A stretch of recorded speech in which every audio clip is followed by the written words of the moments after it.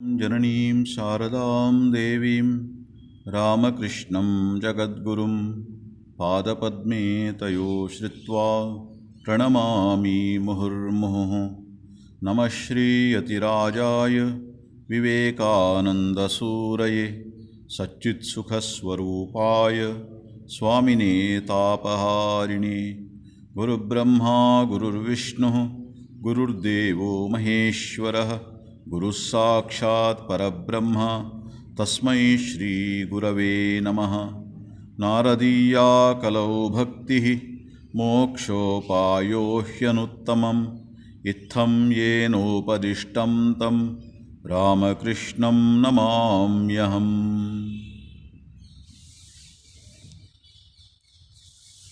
हम नारद भक्त सूत्र अध्ययन कर रहे हैं और देवर्षि नारद अभी माया को कैसे अतिक्रमण करना, माया के परे कैसे होना, इस विषय पे बता रहे हैं। पिछले 2-3 सूत्र जो थे उसी विषय पर था। कस्तरति कस्तरति मायाम, वहाँ से शुरू किया उन्होंने और ये बताया कि जो भी है ना, भगवान माया के परे होने के लिए कई चीज़ें उन्होंने बताया। उसमें कर्मम त्यजति कर्म फलम त्यजति, पिछले सूत्र में हम देखे थे। पिछले सूत्र था आपका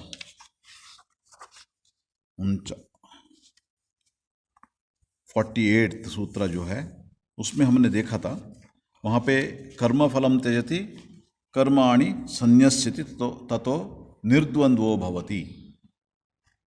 थोड़ा वॉल्यूम देना होगा। ततो निर्द्वंद्वो भवति मतलब द्वंद्वातीत, सुख दुख और ये सब का जो है उसका परे हो जाते हैं, क्योंकि कर्म फलम त्यजति कर्माणि संन्यस्यति। और अभी यहाँ पे इस सूत्र में आज जो हम चर्चा करने वाले हैं, अध्ययन करने वाले, वो सूत्र है सूत्र नंबर 49। यो वेदानपि संन्यस्यति केवलम अविच्छिन्न अनुरागम लभते। यो वेदानपि संन्यस्यति केवल अविच्छिन्न अनुरागम लभते। इसके बारे में जो नारद जी कहते हैं, वेदानपि संन्यस्यति, जो शास्त्र विधि निषेध मूलक कर्म समूहों का भी त्याग करते हैं और केवल एवं इष्ट के प्रति अविच्छिन्न अनुराग प्राप्त करते हैं।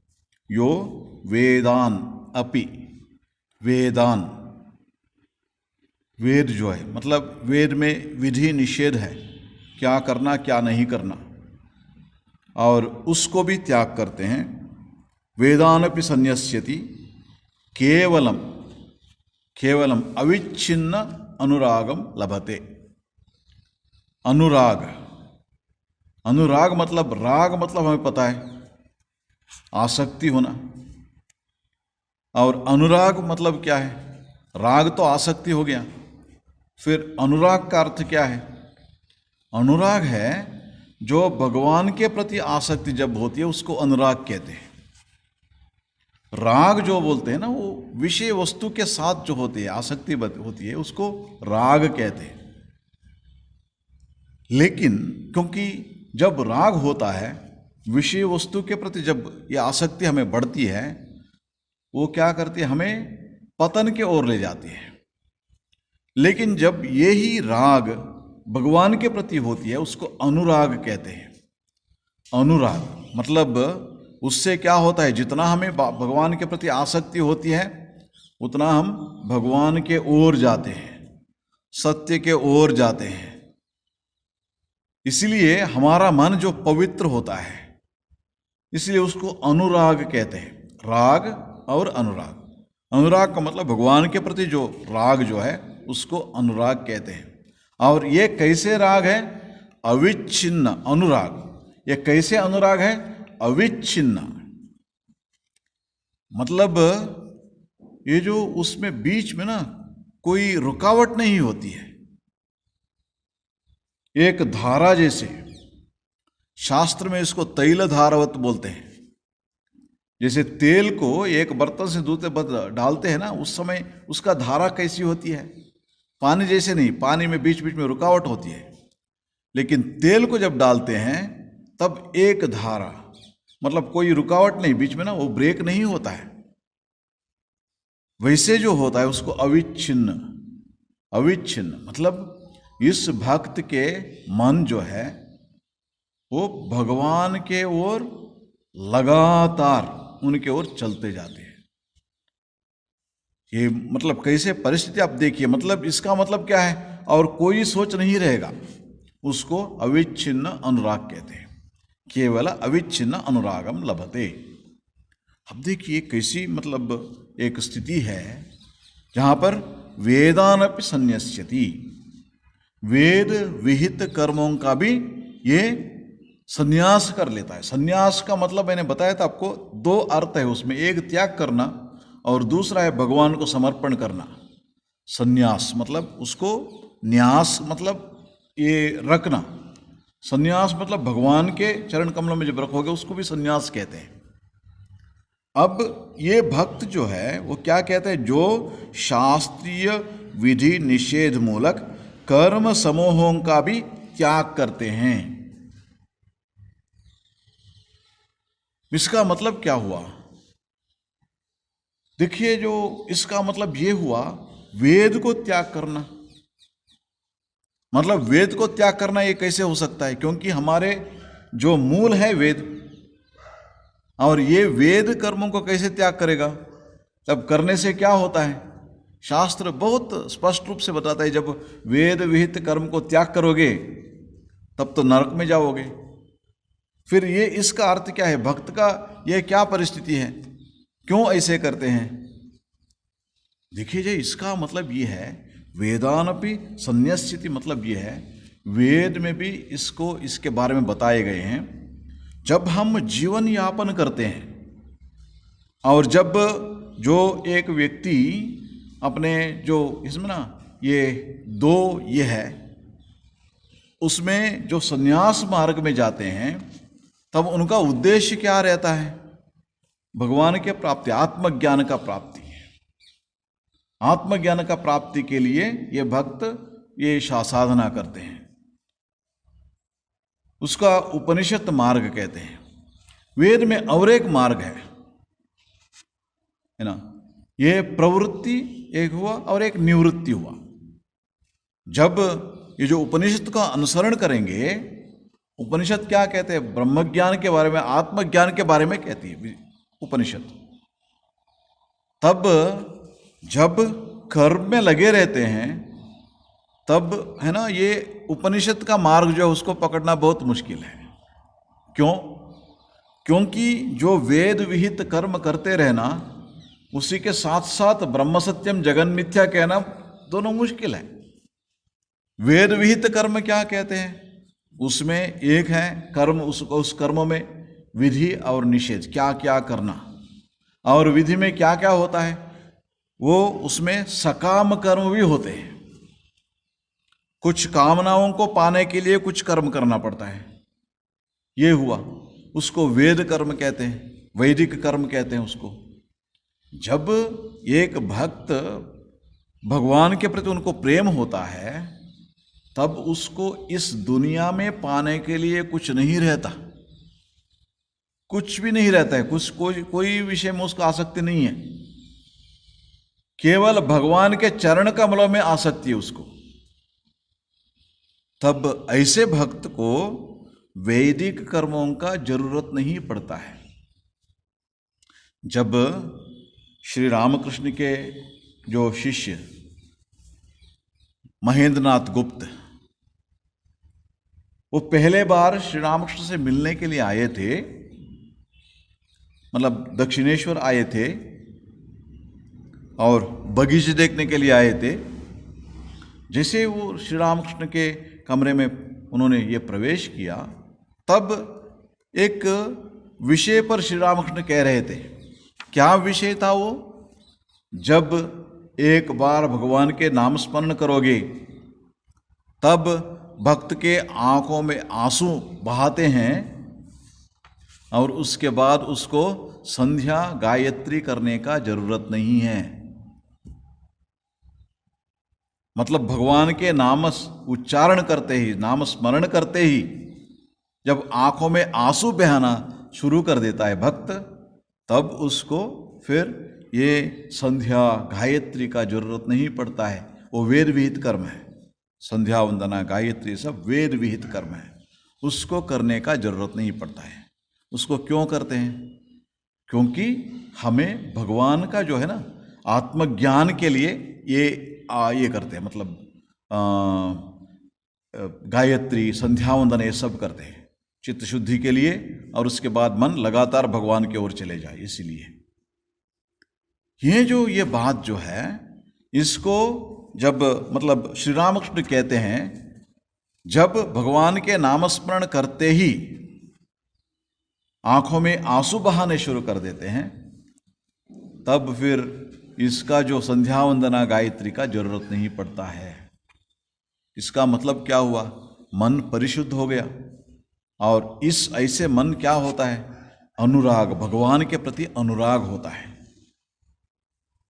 भगवान के प्रति अनुराग होता है। अनुराग होता है मतलब क्या हुआ? चित्त शुद्धि नहीं होने से भगवान के नाम स्मरण से आंसू नहीं बहा सकते। मन पवित्र हो गया। ऐसे मन में भगवान के छवि जो है बहुत स्पष्ट रूप से दिखाई देता है। इसीलिए ये अवस्था होने के बाद फिर ये वेद विहित कर्मों का जरूरत नहीं पड़ता। इसलिए यो वेदानपि संन्यस्यति, वैदिक कर्मों का भी संन्यास करता है, जो वैदिक कर्मों का भी संन्यास करते हैं। और उसके बाद केवलम अविच्छिन्न अनुरागम लभते। ये वेदानपि संन्यस्यति, इसके बारे में श्री रामकृष्ण क्या कहते हैं? कर्म बार बार करना होगा ऐसा नहीं है। ईश्वर के प्रति प्रेम होने पर स्वयं ही कर्म त्याग हो जाता है। स्वयं ही कर्म त्याग हो जाता है। तब इच्छा करके ये संध्या वंदना ये सब करने का जरूरत नहीं पड़ता है। एक नियमित रूप से संध्या वंदना गायत्री ये सब करने का जरूरत नहीं पड़ता है। कब? कर्म बार बार करना होगा ऐसा नहीं है। ईश्वर के प्रति प्रेम होने पर स्वयं ही कर्म त्याग हो जाता है। जब एक बार हरि या एक बार राम का नाम लेने पर रोमांच हो जाए, अश्रुपात होने लगे, तब निश्चय पूर्वक समझ लो कि जप आहनिक आदि कर्म करना अब आवश्यक नहीं रह गया। तब कर्म त्याग का अधिकार होता है। तब कर्म का अपने आप त्याग हो जाता है। उस अवस्था में कर्म त्याग करने का जरूरत नहीं पड़ता है, अपने आप हो जाता है। क्योंकि उसको, भक्त को ये सब के बारे में होश नहीं रहता। क्यों? क्योंकि मन एकदम भगवान के ओर जा रहा है। अविच्छिन्न अनुरागम लभते। जब मन उतना पवित्र होता है तब क्या होता है? अविच्छिन्न मन में जो है ना, मन एकदम जो भगवान की ओर चल जाता रहता है। जैसे श्री रामकृष्ण एक उदाहरण देते हैं उसको, चुंबक, उसको और एक नाम है उत्तरमुखी। जो उत्तर है ना, दिशा है ना, उसको दिखाता रहता है। आप जैसे भी रखो उसको, लेकिन वो कहाँ दिखाते हैं? उत्तरमुखी। वैसे ही ऐसे भक्तों के मन है ना, एकदम भगवान के ओर सब समय जाता रहता है, भगवान का स्मरण में रहता है और कुछ नहीं उस स्मरण में नहीं आता उनको।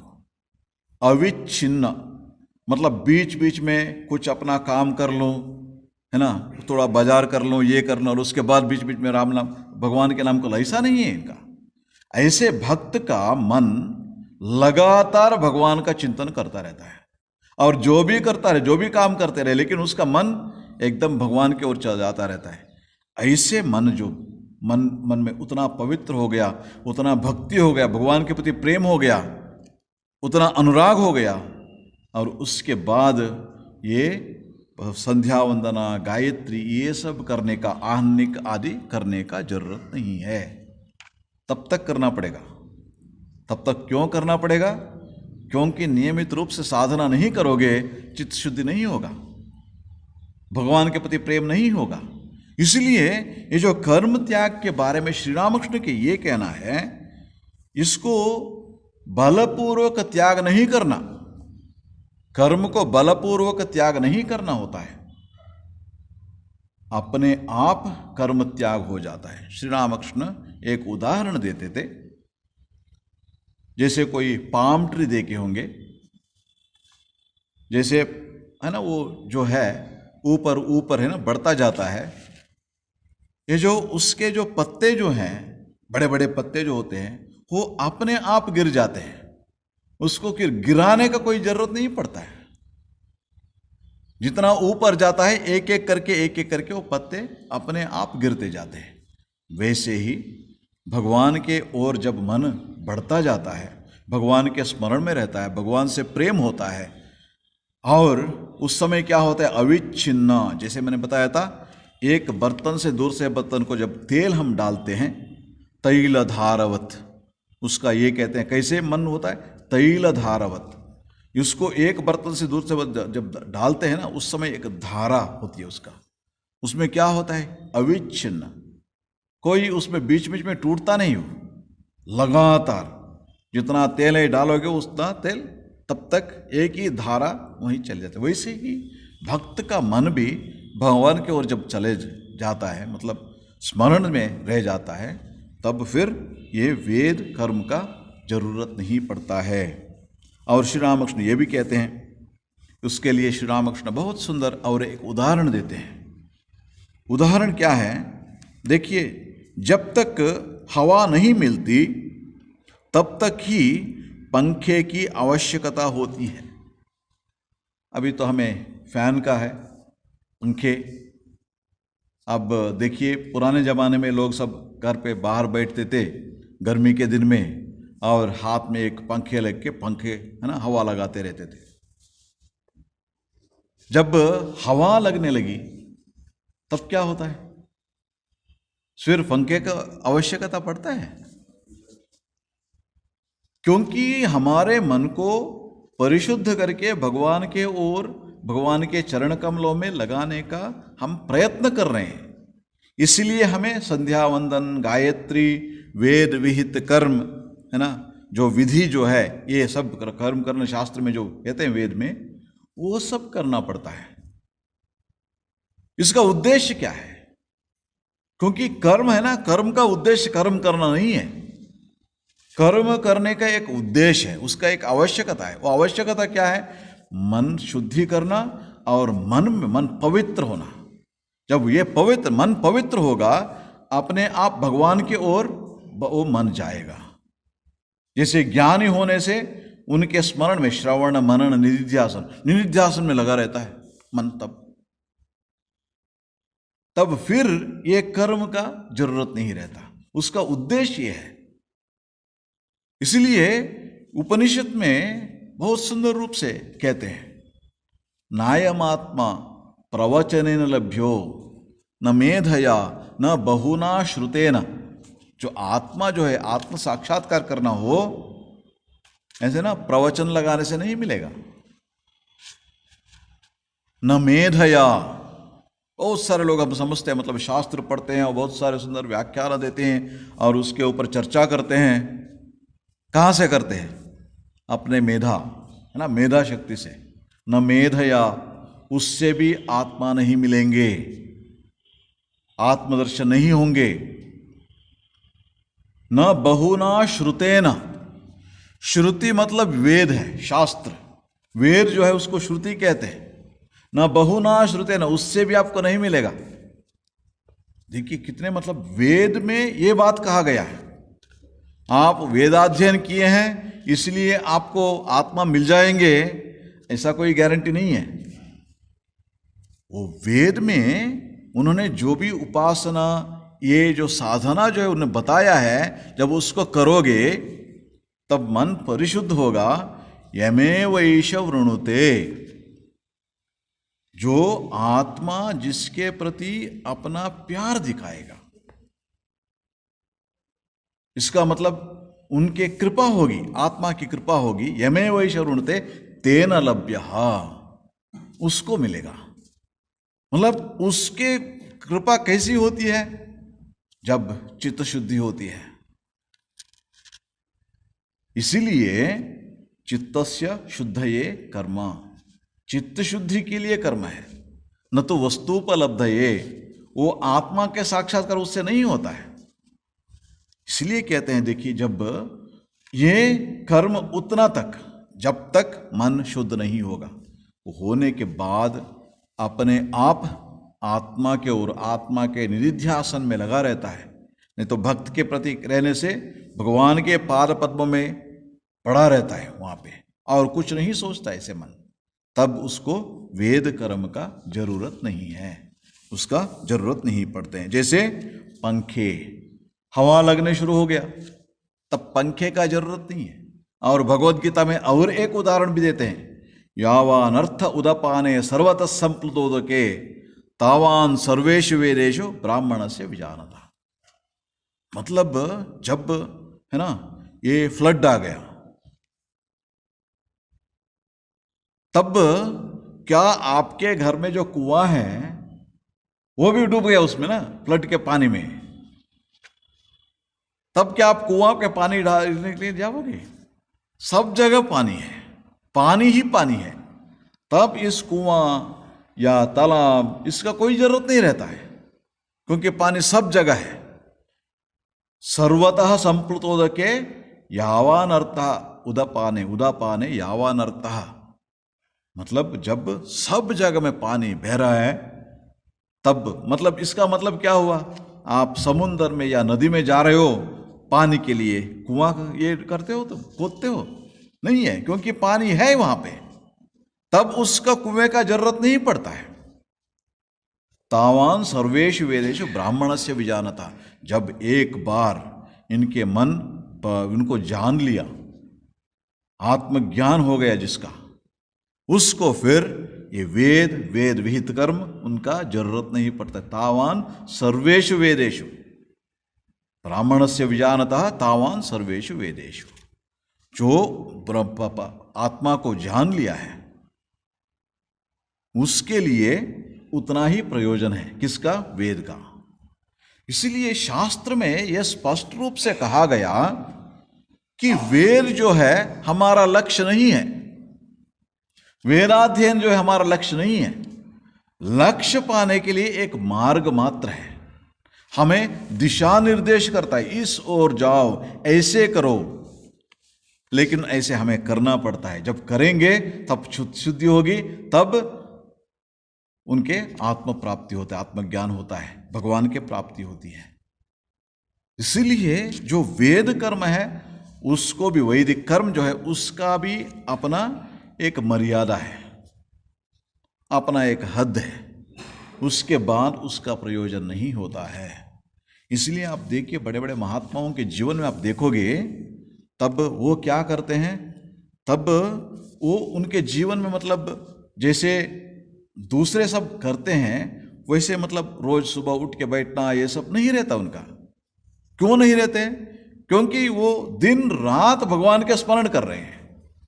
अब देखिए, हमें ऐसा करना पड़ता है इसलिए क्योंकि सुबह उठ के मन तो रात को सो लिया अच्छी तरफ से, मन वो तो एकदम ये रहता है, फ्रेश रहता है, तब सुबह उठ के जब ध्यान करो अच्छा जब ध्यान लगेगा, ये सब नियम बना के हम रखे हैं। लेकिन उनको 24 घंटे भगवान के स्मरण करते रहते हैं, फिर उठ के करो, बैठ के करो या सो के करो, उसमें क्या ये है? इसलिए जब जब बड़े बड़े महात्माओं के जीवन आप पढ़ोगे नियमित रूप से, मतलब जब एक है ना, ये जो साधना इसमें अपने जीवन में एक हंत तक जब उसको पार कर लेते हैं, और उसके बाद उनका कोई नियम नहीं रहता है, उनका कोई नियम नहीं रहता है। स्वामी अद्भुतानंद जी महाराज श्री रामकृष्ण के शिष्य थे। वो बाद में श्री रामकृष्ण के महासमाधि के बाद कलकत्ता में और काशी में सब जगह में रहे हैं। और कभी कभी ना एक कंबल ओढ़ के मतलब ऐसे पड़े रहते थे। लोग समझते थे सो रहे, लेकिन वो उनका ध्यान करने का तरीका था। दिन रात कोई ये नहीं होता था उनको। एक प्रेस में रहते थे। प्रेस में देखिए, रात को ना वो शाम होते ही वहाँ पर न्यूज़पेपर प्रिंट करते थे। और प्रेस, जो भी प्रिंटिंग प्रेस में गए होंगे, मतलब आजकल का प्रेस नहीं है, पहले दिन का जो मैकेनिकल जो प्रेस होता था, उसमें इतना आवाज होता है, कटका कटका, मतलब सारा रात चलता रहता था। लेकिन उसमें ये बैठ के या सो के ध्यान करते थे, उनको कोई परवाह नहीं है। मन स्वाभाविक रूप से उनके ओर जाने लगा। जब महेंद्रनाथ गुप्त श्री रामकृष्ण के पास आए थे, और एक भक्त के को कोई जो आए थे श्री रामकृष्ण से शाम को, मतलब ये महेंद्रनाथ गुप्त उनसे पूछ रहे थे, अच्छा शाम को गए थे, उनसे बात करना चाहते थे। जब उन्होंने सोचा अच्छा संध्या वंदना करेंगे और ये करेंगे, आपको तो तकलीफ होगा अभी तो बात करने से, आप संध्या करते होंगे। संध्या वंदना ऐसे कुछ नहीं है। क्यों? क्योंकि शाम होते ही स्वाभाविक रूप से वो काली का नाम, गोविंदा का नाम, कितना मतलब सब भगवान के सब नाम लेके श्री रामकृष्ण ये करते थे। और सिर्फ शाम होते ही करते थे ऐसा नहीं है, सब समय। रात को 2-1 घंटे सोते थे, शरीर को थोड़ा विश्राम का जरूरत है ना। और उसके बाद सब समय मन उनके चरण कमलों में नाम स्मरण करना, ये सब में लगा रहता था। इसीलिए इसको कहते हैं अनुराग। और नारद जी यहां कहते हैं अविच्छिन्न अनुराग, मतलब मन एकदम है ना भगवान के ओर चलता रहता है। इसलिए ये जो भक्ति जो है, जब भक्त को सचमुच ये मिलेगा, अनुराग मिलेगा, अनुराग जब होते हैं तब उसके बाद उनको ये विधिवत नियमित रूप से जो साधना करना, जप ध्यान ये करना, उसका जरूरत नहीं पड़ता है। इसका मतलब ये नहीं मतलब जो भी छोड़ दिया वो सबको अनुराग हो गया, ऐसा नहीं है। ऐसे मत सोचिए। कभी कभी हम ना ये गलती कर लेते हैं, मतलब जो बड़े बड़े भक्त हैं नियमित रूप से नहीं करते हैं, इसलिए हमारे भी करने का जरूरत नहीं है, ऐसा नहीं सोचना। क्योंकि उनको तो और दूसरे कुछ है ही नहीं मन में, सोच पे और कोई सोच भी नहीं आता उनको भगवान को छोड़ के। हमें भगवान का स्मरण करने के लिए बहुत कोशिश करना पड़ता है, प्रयत्न करना पड़ता है। हमारे और उसमें ये अंतर है, इसको समझना होगा। इसलिए भगवान के जो प्रति जो अनुराग जो है, ये इसके ये श्री रामकृष्ण कहते हैं। और अनुराग के बारे में, अविच्छिन्न अनुराग जो है, इसके बारे में श्री रामकृष्ण कहते हैं, एक उदाहरण देते हैं। राम लक्ष्मण पंपा सरोवर गए थे। लक्ष्मण ने देखा कि एक कौवा प्यास से व्याकुल होकर बार बार पानी पीने जाता है, किंतु पीता नहीं। लक्ष्मण द्वारा राम से इसका कारण पूछने पर उन्होंने कहा, भाई यह कौवा परम भक्त है, दिन रात राम नाम का जप करता है, सोचता है पानी पीने में जो समय लगेगा उससे राम नाम का जप में एक अंतराल पड़ जाएगा। देखिए, मतलब पानी पीने के लिए जो समय लेता है कौवा, पानी पीने के वक्त है ना वो राम नाम उच्चारण नहीं कर पाता है ना, इसलिए पानी पीने के लिए जाता है, लेकिन वो अंतराल हो जाता है ना, इसलिए वापस आ जा रहा है। ये सचमुच भक्त का एक ही है, इसको अविच्छिन्न अनुराग कहते हैं, अविच्छिन्न अनुराग कहते हैं। उसके लिए बहुत बड़ा उदाहरण है चैतन्य महाप्रभु। उनके जीवन में देखिए जो अविच्छिन्न अनुराग जो है चैतन्य महाप्रभु के, उनका जो जीवन में बहुत सुंदर रूप से वो मतलब हम देखते हैं। वो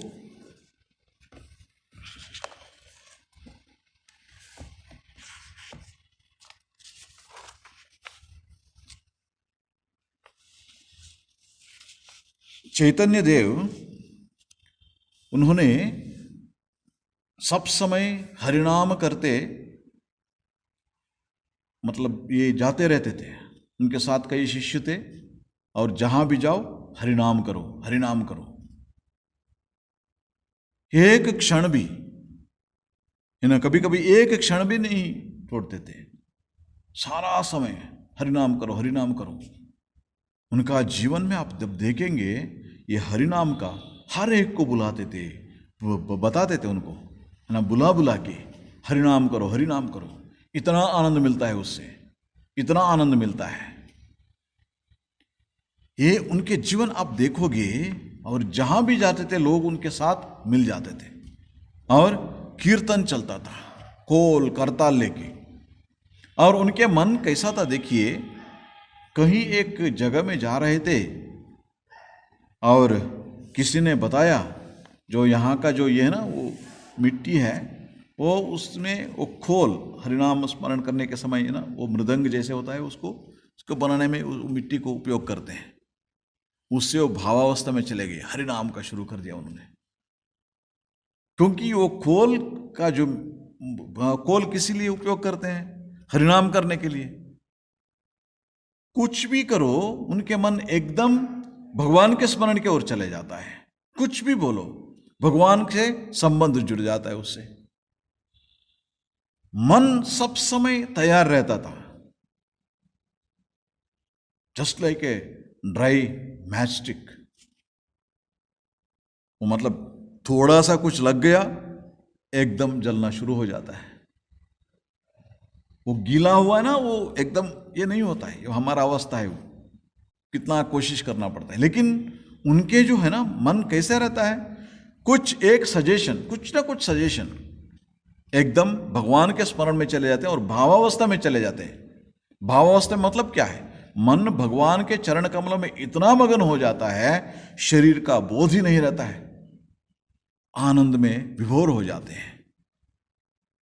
इसको अनुराग कहते हैं, इसको अनुराग कहते हैं। और चैतन्य महाप्रभु जाते थे, लोगों के साथ मिलते थे और सभी को हरिनाम हरिनाम हरिनाम करो, हरिनाम करो। कितने लोगों को उन्होंने ये किया। और भक्ति जो संप्रदाय को इतना उन्होंने प्रचार किया, हरिनाम करने का जो है, हरि बोल हरि बोल हरि बोल हरि बोल। वो मतलब ये करते, भजन करते करते, नृत्य करते करते कभी कभी गिर जाते थे। वैसे ही जो है ना चैतन्य महाप्रभु का जितना हुआ था, वैसे श्री रामकृष्ण के जीवन में भी आप देखिए। श्री रामकृष्ण गए थे पानीहाटी, वहां पर एक बहुत बड़ा उत्सव होता था, हरिनाम का उत्सव। दक्षिणेश्वर में से कुछ भक्तों के साथ गए, गंगा नदी के वहाँ जाना पड़ता था। और जैसे गए और वहाँ पर हरिनाम चल रहा था, वहाँ मंदिर है और ये है, वो गांव है ना, वहाँ पर ये मंदिर में जाके हरिनाम करना शुरू किया। लोग कर रहे थे, श्री रामकृष्ण भी उससे उनके साथ मिल गए। और श्री रामकृष्ण बहुत सुंदर नृत्य करते थे। उनके नृत्य के बारे में स्वामी शारदानंद जी बहुत सुंदर रूप से वर्णन करते हैं। इतना सहज था उनका शरीर भंगी, क्योंकि मन शरीर एक हो गया ना, अलाइनमेंट जो है इतना सुंदर हो जाता था, इसीलिए बहुत सुंदर रूप से।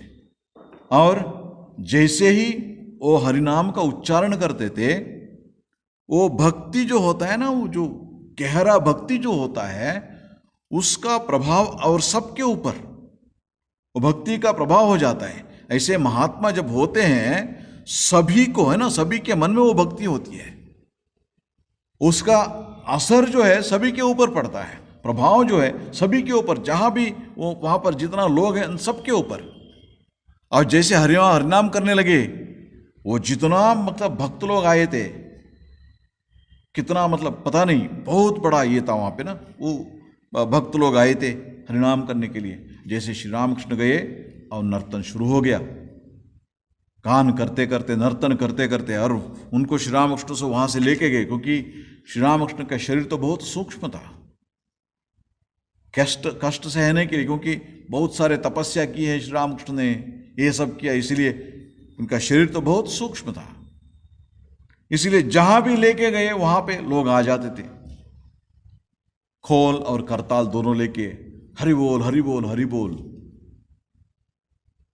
कितने समय तक चला, बंद ही नहीं हो। श्री रामकृष्ण भी नर्तन करते रहे और सभी श्री रामकृष्ण को घेर के नर्तन करने लगे और श्री रामकृष्ण के चरण धूलि लेने लगे। ये जो है मतलब अनुराग, क्यों ऐसे करते हैं? अंदर से इतना आनंद मिलता है। देखिए, हम कोई एक चीज यहां पर ना दुनिया में अच्छा मिठाई जो भी खाते हैं, खाने से एक आनंद मिलता है, एक सुख मिलता है मन में ना, एक वो जो ये जो सुख जो है उसका मतलब जो हरिनाम करने से जो आनंद मिलता है उसका एक आभास, उसका एक छाया मात्र है, उसका एक छाया मात्र है। वो असल कैसा रहेगा आप थोड़ा सोचिए। मतलब असल आनंद जो होता है जब हरिनाम करने से, उसको कैसे होगा? क्योंकि सब सारा दुनिया को भूल जाते हैं। लोग क्या बोल रहे हैं, ये क्या बोल रहे हैं, कुछ नहीं पता उनको। सिर्फ भगवान का नाम स्मरण करना, उनको करते ही भगवान के याद आ जाते हैं, उनके चरण कमलों में मन एकदम ये हो जाता है और उसी आनंद में, उसी प्रेम में मत्त हो जाते हैं। अविच्छिन्न अनुराग, अविच्छिन्न अनुराग। भगवद गीता में इसके बारे में कहते हैं, अनन्य चेताः सततम यो माम स्मरति नित्यशः। मतलब अनन्य चेताः, ये हमें ये बहुत इसे समझना होगा, इसको ठीक से समझना होगा, क्योंकि हमारा लक्ष्य है, इस भक्ति को पाना हमारा लक्ष्य है। इसीलिए जब जितना भगवान के जितना स्मरण करते करते मन एकदम भगवान के चरण कमलों में अनुराग, राग मतलब आसक्ति, और इतना गहरा आसक्ति होती है, ये अनुराग होता है।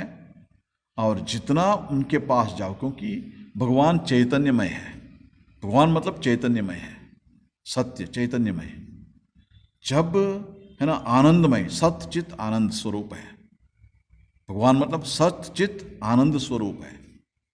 जितना हम उनके पास जाएंगे उतना आनंद मिलेगा, और जितना आनंद मिलेगा तब इस दुनिया में जो भी है ना वो सब हमें तृण सदृश लगेगा,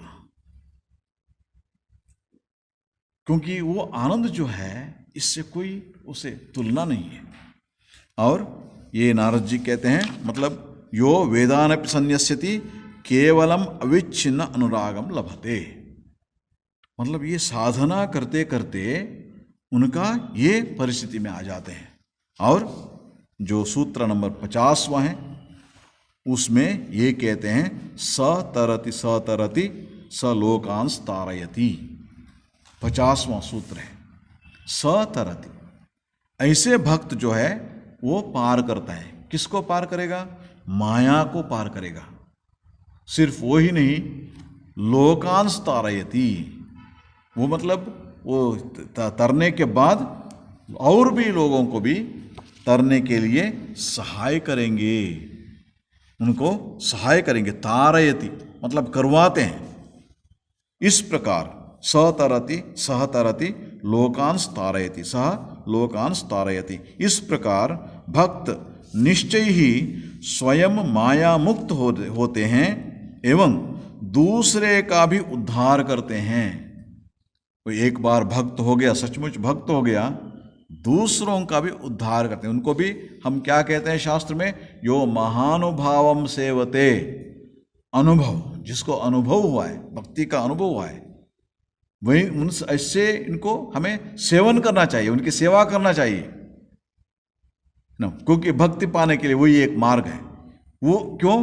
क्योंकि उसी से ही हमारा उद्धार होगा, उनकी कृपा से, उनके मार्गदर्शन में चलने से हमारा उद्धार होगा। और ये जो है ना, ये इस प्रकार भक्त निश्चय ही स्वयं माया मुक्त होते हैं एवं दूसरों का भी उद्धार करते हैं। ऐसे जो भक्त जो हैं उनके बारे में शास्त्र में ये कहते हैं कि स्वयं समुत्तीर्य स दुस्तरम द्युमन् भवार्णवम भीम मदभ्र सौहृदाः भवेत् पदाम्भोरुह नाम मत्रते नावमत्रते निधाय यान्ताः सदनुग्रहो भवान। भागवत में ये बात कहते हैं, भागवत में ये बात कहते हैं, मतलब स्वयं समुत्तीर्य, ये जो भगवान के नाम स्मरण करते करते स्वयं समुत्तीर्य, स्वयं है ना, वो इसको उन्होंने पार कर दिया। किसको? भवार्णव, ये भव सागर जो है उसको इन्होंने पार कर लिया है। ऐसे लोग सुदुस्तरम, मतलब उसको है ना पार करना बहुत मुश्किल है। भवार्णवम भीम मदभ्र सौहृदाः, वो क्या करते हैं? सौहृदाः, सुहृद, हमारे मित्र जैसे बनकर वो क्या करते हैं? भवत पदाम्भोरुह नाव मत्रते, भगवान के चरण कमलों में जाने के लिए नाव बनते हैं, नौका बनते हैं। हम सब लोगों को उसमें बैठ के हमें ले जाते हैं ऐसे महात्मा। इसलिए निधाय यान्ताः सदनुग्रहो भवान, ऐसे भगवान के जो है ना, ये भगवान के चरण कमल में जाने के लिए और लोगों को भी ये सहाय करते हैं। ऐसे लोगों को ये भी कहते हैं, मतलब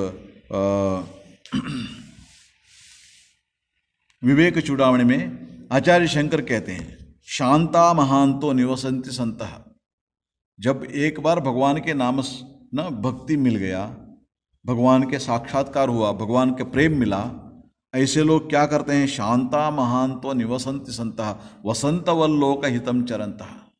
वो लोग एक बार उस आनंद को अनुभव करते हैं ना, करने के बाद दूसरों को भी ये अनुभव हो, उनके मन में ये भाव जग उठता है।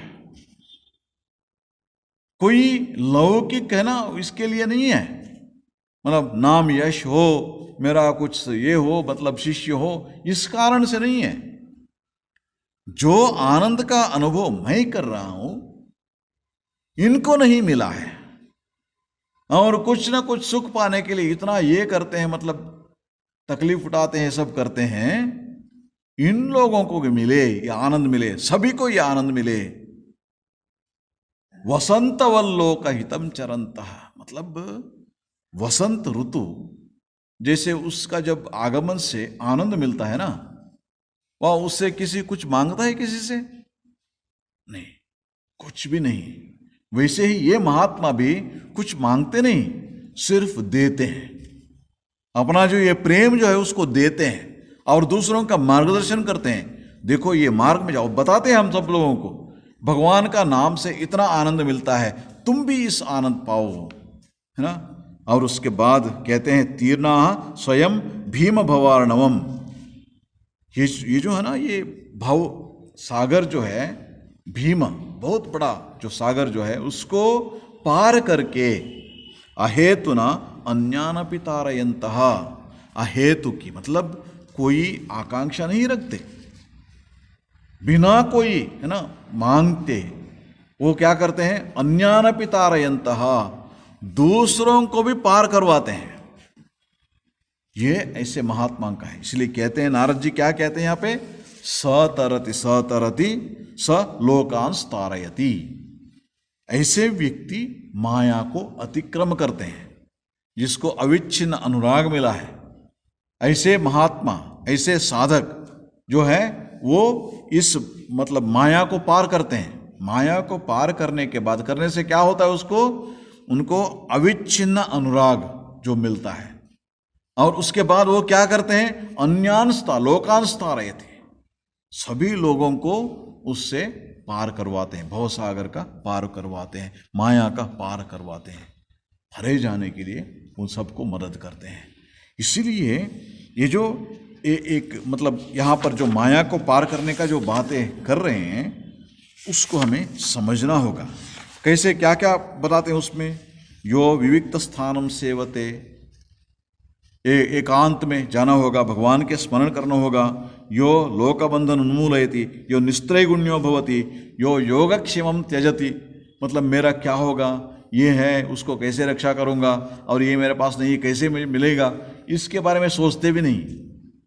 जो भी अपना कर्तव्य करते हैं और सब भगवान को छोड़ देते हैं, क्योंकि भगवान के स्मरण करते हैं, भगवान में विश्वास करते हैं। ऐसे उनका हाल होता है। जो कर्म फलम त्यजति कर्माणि संन्यस्यति, कर्म फल का कोई मतलब नहीं है, कर्म करना है इसलिए करता हूँ, लेकिन फल जो है वो भगवान को। और कर्माणि संन्यस्यति, उसको भगवान को समर्पण करते हैं। कृष्णार्पणमस्तु, रामकृष्णार्पणमस्तु, जो भी करते हैं उसको भगवान को समर्पण कर देते हैं, ऐसे करते हैं। उसके बाद ततो निर्द्वंद्वो भवति, सुख दुख है ना, ये सब जो है इसके परे चले जाते हैं, इसके परे चले जाते हैं, निर्द्वंद्वो भवति। और उसके बाद यो वेदानपि संन्यस्यति, जो धीरे धीरे क्या होता है, जो वैदिक विहित है ना ये साधना है, उसका भी परे चले जाते हैं। कैसे चले जाते हैं? अनुराग होता है उनको भगवान के प्रति। जब भगवान के प्रति अनुराग होता है तब ये ना ये मतलब संध्या वंदन करना, सुबह उठ के स्नान करके संध्या वंदन करना, ये सब में पता ही नहीं चलता उनको, उसके बारे में उनका ये नहीं रहता, होश नहीं रहते इसके सब का ना उनको। इसीलिए सब समय भगवान के स्मरण में रहते हैं, एकदम मन है ना भगवान के चरण कमलों के प्रति चाहता है, उस प्रेम में मत्त हो गया है, तब ये सब नहीं रहता, उनको पता नहीं लगता। इसलिए ऐसे है ना, जब ऐसा जो होता है, जो वेदान केवल अविच्छिन्न अनुरागम लभते, ऐसे महात्मा सतरति सतरति, माया का पार करते हैं, माया का परे हो जाते हैं, अधिगम करते हैं, और उसके बाद अन्यांस तारयति, दूसरों का भी पार करवाते हैं, दूसरों को भी पार करवाते हैं। ये बात जो है उन्होंने नारद जी हमें ये बात कहते हैं। इसलिए ऐसे भक्ति पाने के लिए हमारा कोशिश है ना, जो भी कोशिश जो है कि साधना क्यों करते हैं, भगवान के चरणों कमलों में प्रेम के लिए, भक्ति के लिए। जब ये भक्ति मिल गया, भक्ति मिलने के बाद क्या होता है, वो अविच्छिन्न अनुराग, सब समय भगवान के स्मरण में ही मत रहते हैं। मतलब जैसे हम करते हैं ना वैसा नहीं, हम तो मतलब बहुत कोशिश करके करते हैं, लेकिन उनका स्वाभाविक रूप से मन भगवान का स्मरण करता रहता है, उसी ओर खींच लेता है, उनके मन को ना भगवान के प्रेम ने खींच लेता है। इसलिए भगवान को छोड़ के और कुछ स्मरण नहीं भी आता उनके मन में, अविच्छिन्न। इसलिए बीच में वो गैप नहीं रहता है, एकदम लगातार मन उनके ओर उस प्रेम मत होता है, उस आनंद में मत हो जाता है। और ऐसे महात्मा वो माया को पार करते हैं, और उसके बाद दूसरों को भी माया को परे होने के लिए, मतलब ये जो भवसागर है उसको पार करने के लिए वो मदद करते हैं, उनको भी ये करते हैं, ये बात कहते हैं। ओम शांति शांति शांति। हरि ओम तत्सत्। श्री राम कृष्णार्पणमस्तु।